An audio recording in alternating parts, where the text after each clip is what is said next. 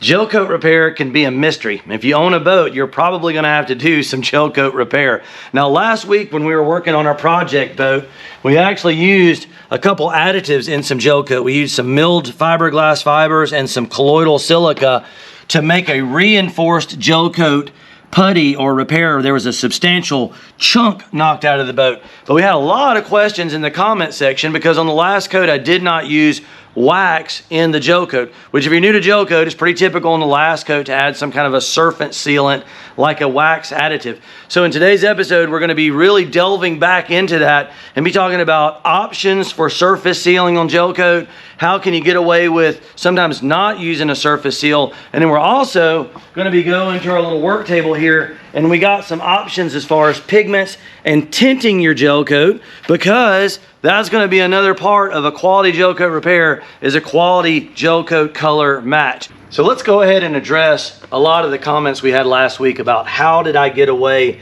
with not adding something like this Fiberglass surface seal to my gel coat, or using a waxed gel coat, which is, again, it's quite typical, and it's probably fitting that I had some questions regarding that.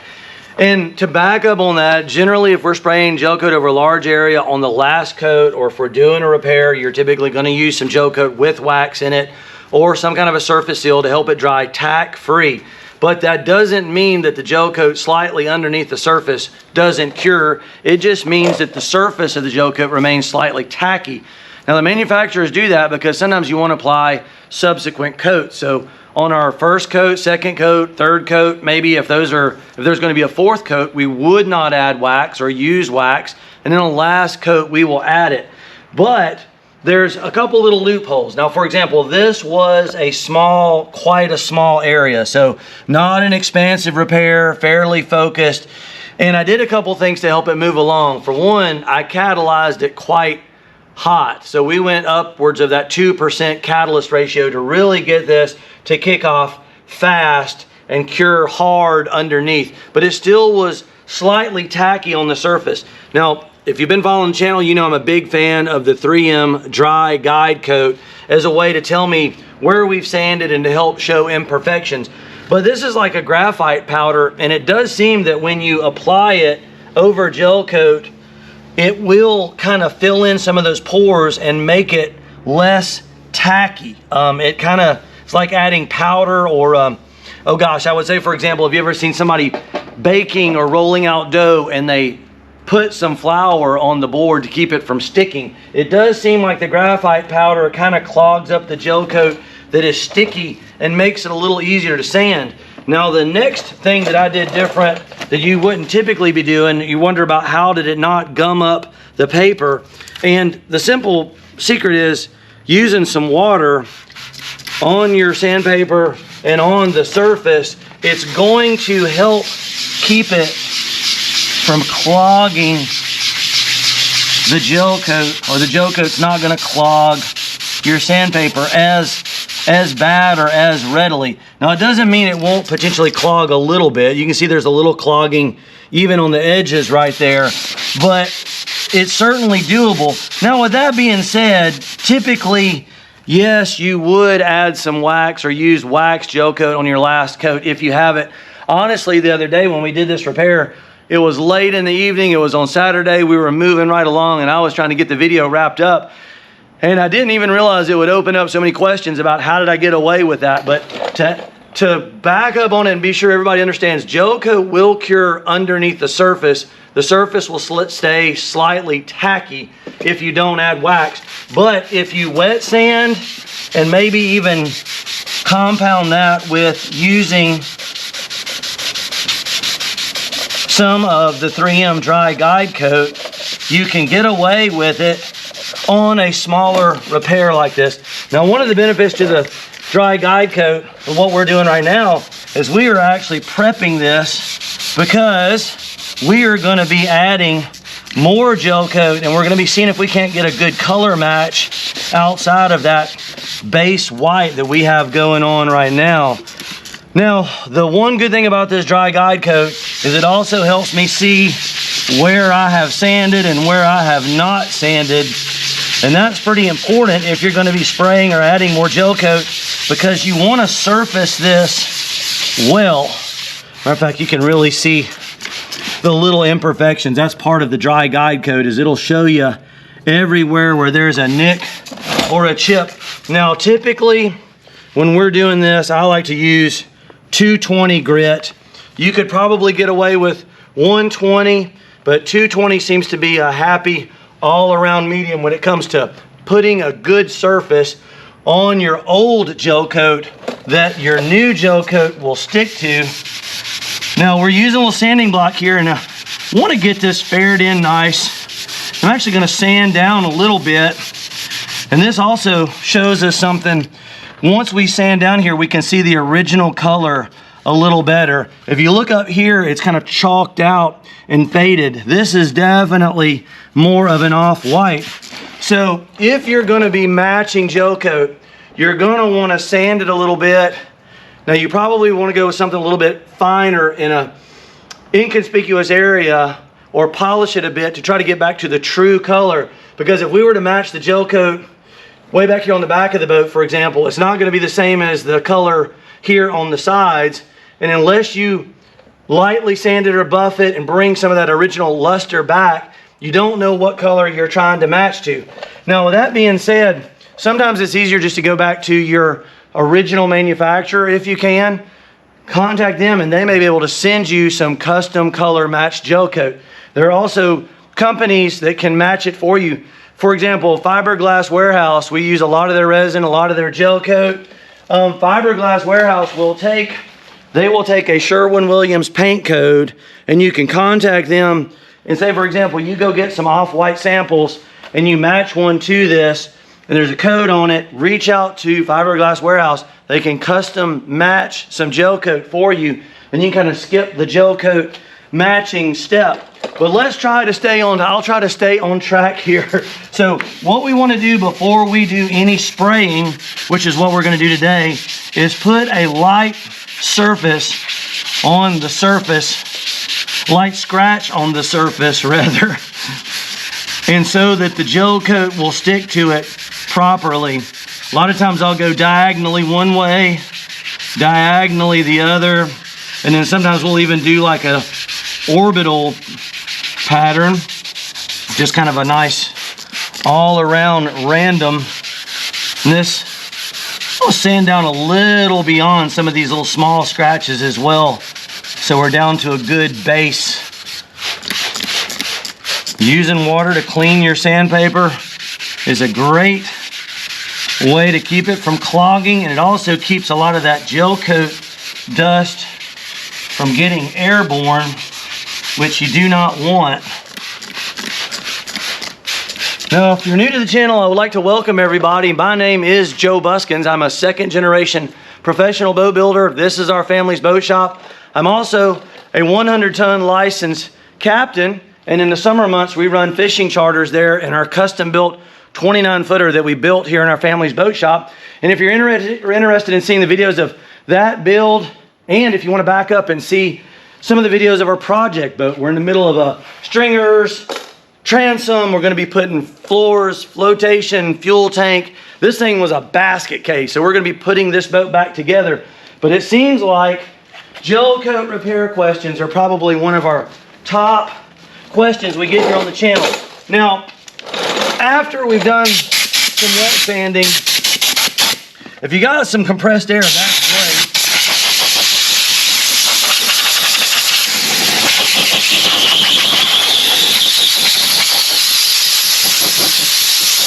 Dry that off a bit. Now, honestly, you don't need a huge compressor if you're doing these smaller repairs.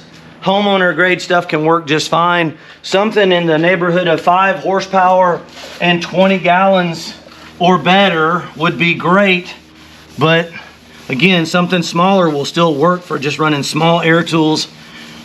And we're going to talk about options as far as spraying gel coat today as well. We can go everything from very inexpensive right on up to some fairly high dollar stuff. Now, after we've got that cleaned a little bit with water, I'm going to use some acetone, which is another question I've had a lot of people. They're like, Zep says maybe don't use solvents or whatever in their sprayers. I think some solvents may degrade the internal components. To my understanding, it's not a danger thing. It's just that it may melt the inside. Some solvents might, but I've been running acetone in these for a long time, and I haven't had any trouble. Now, one thing about the acetone too is it'll help take some of the 3M, the dry guide coat, out of some of these little imperfections. It'll kind of clean that out of those scratches so that they're not showing up if you want to make them go away after you've used some of the dry guide coat. The simple answer is some acetone and a little blue shop towel. Now, I've also obviously done a little bit of masking here, and the nicer the boat you have, the more cautious and careful you're going to want to be with it. This boat is a beater, man. This thing is rough. we're going to bring it back to life. But if you got a high dollar boat, I would recommend practicing on something. Maybe if you got a buddy or got an old junker somewhere you can practice on, or work on an area that's very inconspicuous, so that your learning curve, you don't make a boo-boo and it show up on your nice boat. So I'm going to move some of those acetone fumes along and just throw a little bit of heat. Now remember, folks, I repeat myself all the time. Folks that follow the channel know this. Acetone is highly flammable, so no open flames. You want to be sure there aren't any heavy fumes around before using a heat source to warm up that, and that's going to help dry off any moisture on the surface, because that is very important to getting a good bond with your Gelcoat. So just remember, step one would be to clean it really well, sand it with some 220 grit, wash it down, and then run over it with a little bit of acetone. So we're getting ready to kind of think about mixing some colors up now. I have went ahead and, to save a little bit of time, I have custom mixed some Gelcoat, and you can see that is an off-white by nature. It's not a stark white. Generally, when we're doing Gelcoat matches, most Gelcoats are going to be like an off-white to the tone of the browns and yellows with maybe a little bit of red. Then there's a couple ways you can go about doing that.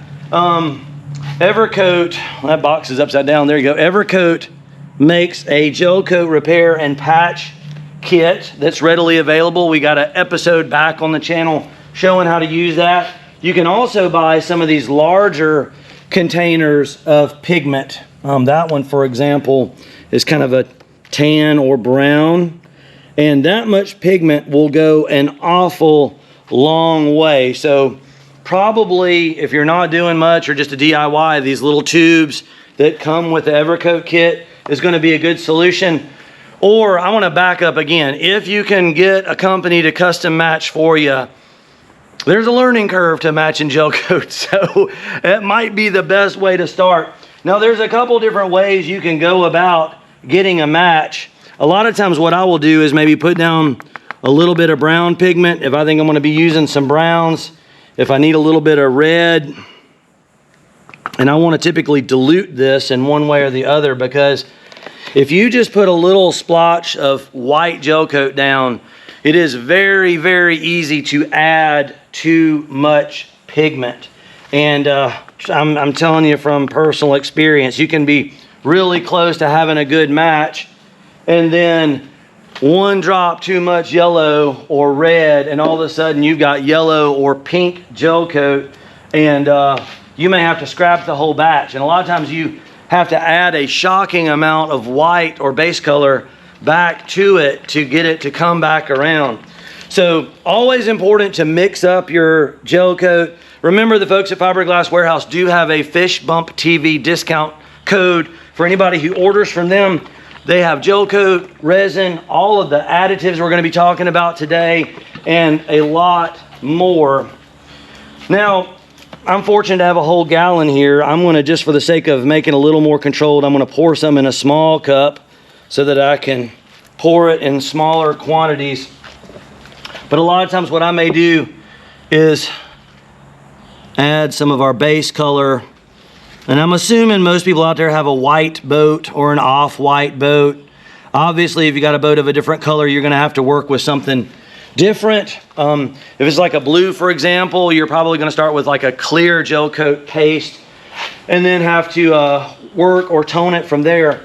Now, a couple other items you might need, the little like stirring sticks. These come from Hobby Lobby, or a lot of the other fiberglass supply places have like tongue depressors and coffee stirring sticks. These can work really good for just kind of mixing that white into your pigment.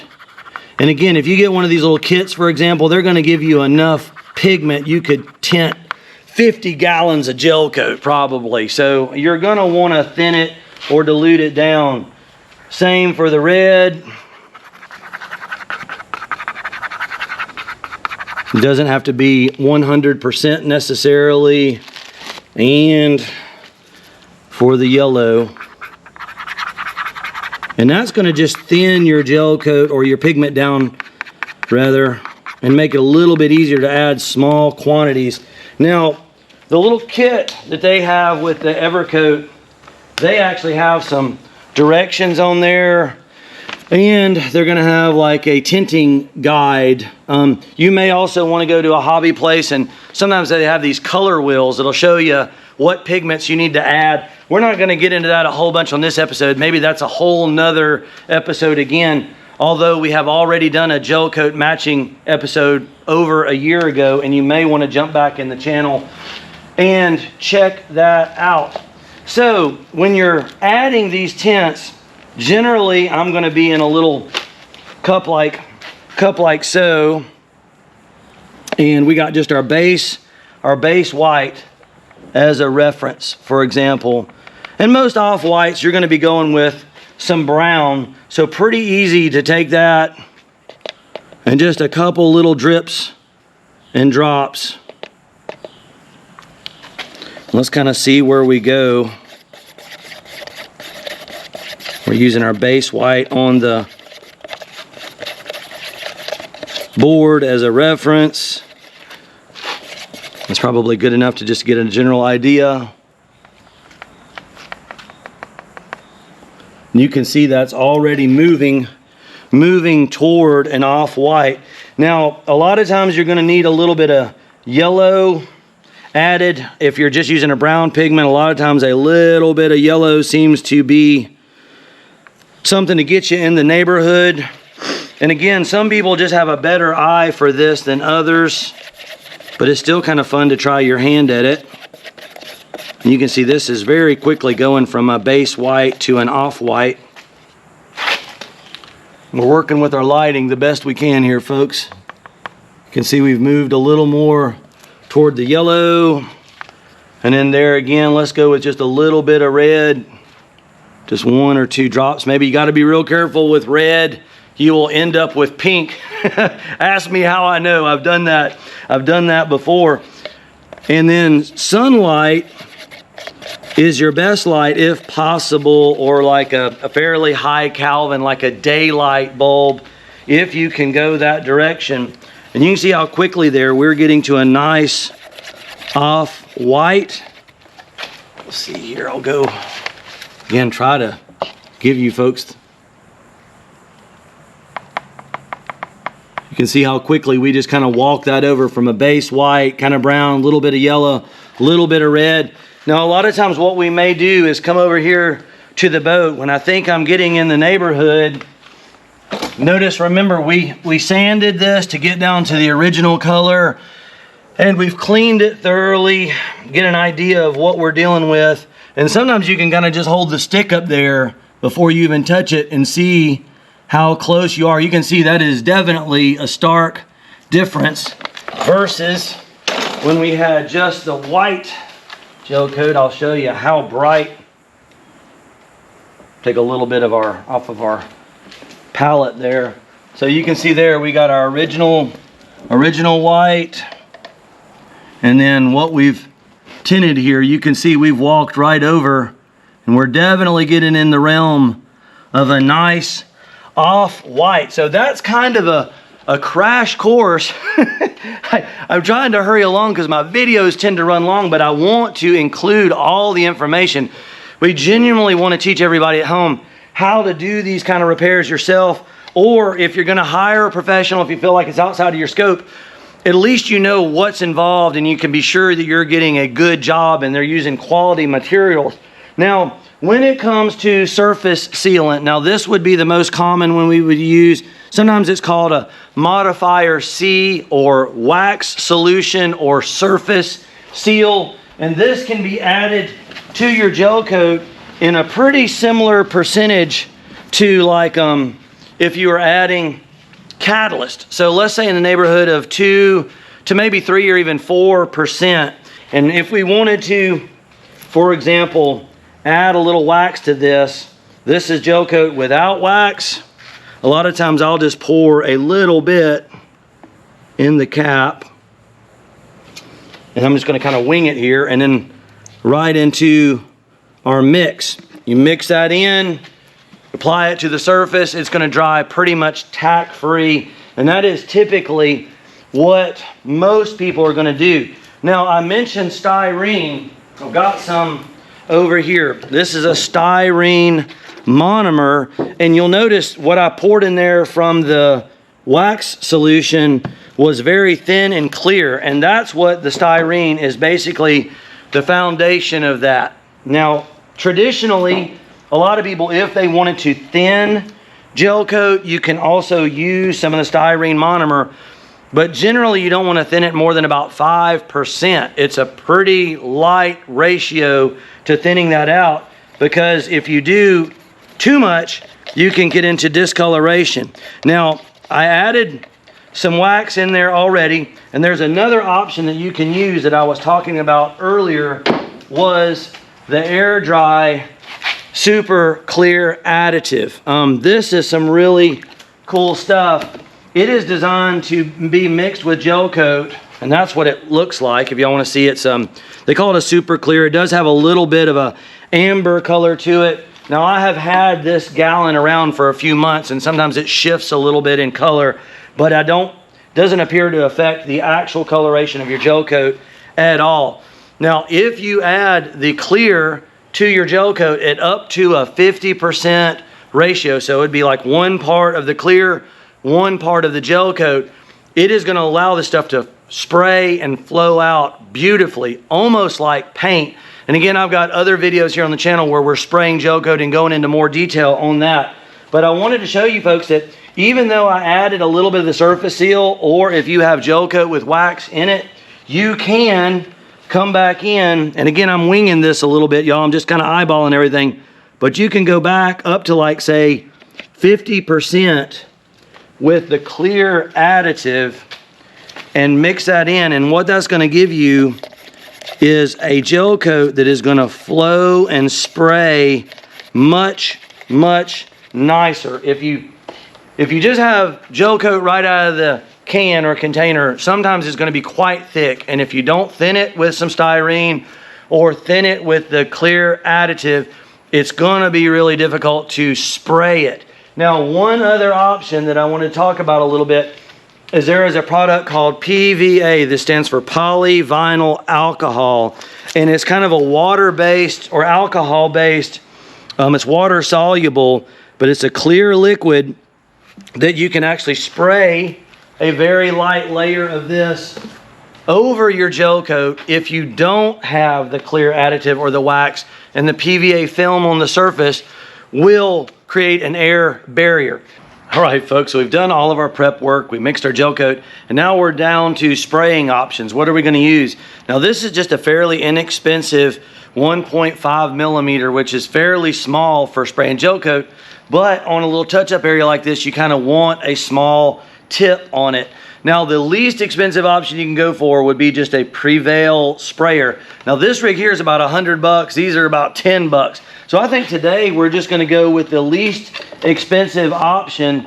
And if you want more info on spraying, we have other videos where we test some different spray rigs and whatnot. But for today, a little bit of touch up, let's go with the Prevail. Now remember, we did a 50-50 mix of our white gel coat without wax with our air dry clear additive to get this really nice, relatively thin.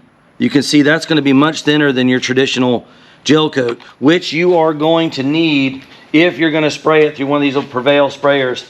A small graduated mixing cup, and we're going to go with about 2 ounces today, and we're going to run this through a fine screen just to be sure we don't catch any debris.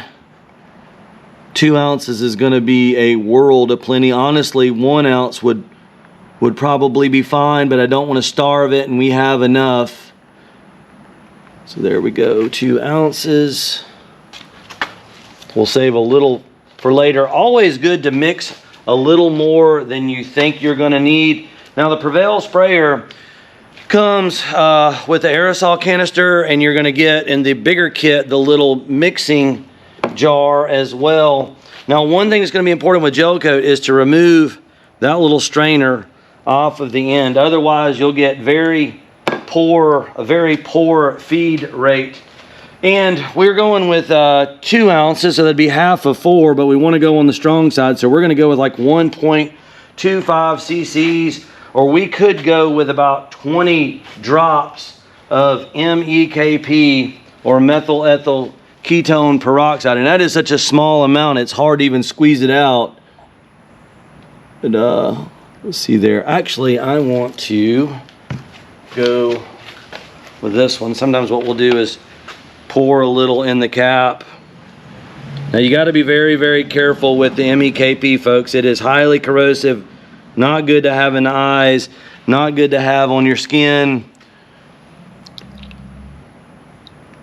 That ought to be plenty right there. Just be very careful, very cautious.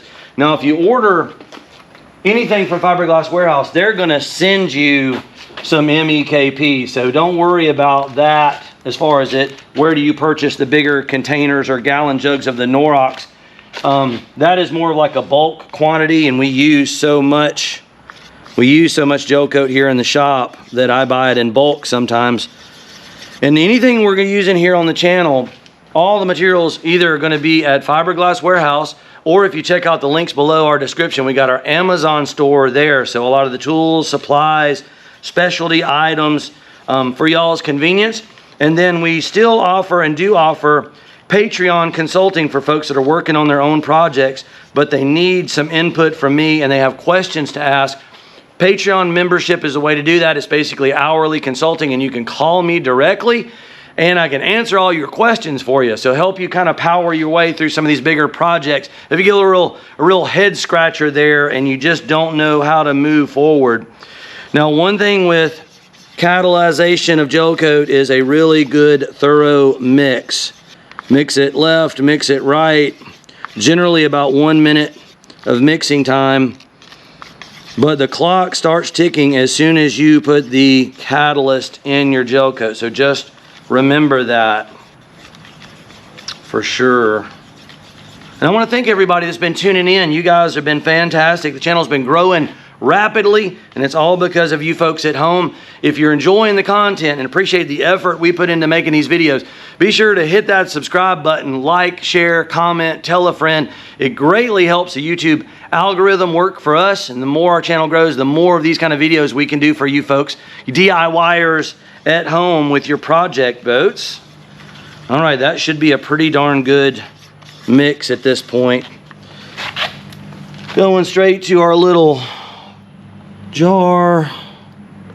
You are probably going to need a mask for this. Not a bad idea. Prevail sprayer just screws right on. A lot of times we will test fire it just a little bit to be sure there's not anything weird going on. There we go. You don't want to shake it while you spray it. And we're going to start right on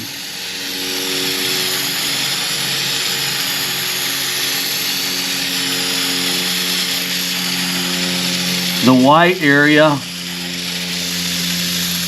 Just get a base on there. It is spittering and sputtering a little bit, but that will clear up.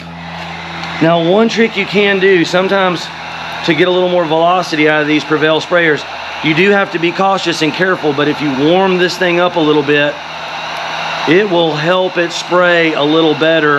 You can also submerge it in some warm water. You don't want to get it hot, but Warming it up a bit is not a bad thing. Let's see if that helps it spray a little better. I'm trying to leave this as thick as possible. Another little test spray. You do not want to shake this while you're spraying it either. Just kind of keep it nice and smooth. That's coat 2. We're going to give that a minute to kind of flash.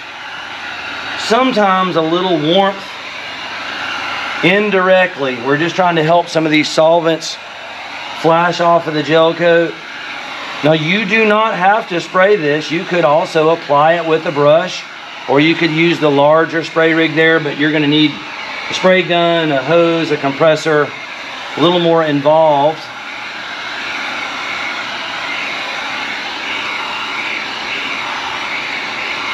Now it would be really tricky to spray upside down and underneath, and we're probably not going to be worrying about that today. Just for a reference as well, anybody that's wondering where we are temperature wise today, we are at 89 degrees Fahrenheit or 31 degrees Celsius for everybody trying to figure out where our catalyzation is on things. And I'm just using touch on that. We want it can be warm, but you do not want it hot. A little purge. There we go.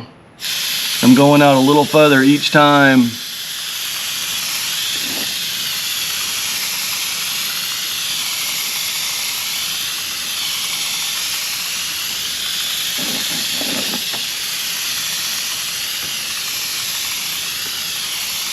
All right, we're going to give that a second. You can actually feel the Prevail can getting colder as you spray, so we're just kind of trying to bring it back to somewhat room temperatures or slightly warm. Now, again, obviously, folks, you should be wearing a mask or respirator when you are spraying. Very important. You really can't have a fan running while you're spraying gel coat. That's kind of one of the caveats to that, is you generally can't have any airflow. You want it to be fairly still and fairly calm. All right, we're going to warm our sprayer up once again. We try to do minimal editing with our videos as well, folks, so there's not a lot of mystery in our videos. A lot of folks show videos of this and they show a process that should take 45 minutes to document, and it's a 10-minute video, and there's no way you can get a grasp of the time you're going to need and what to expect. That's nice and warm. Do a little test spray. We're looking good.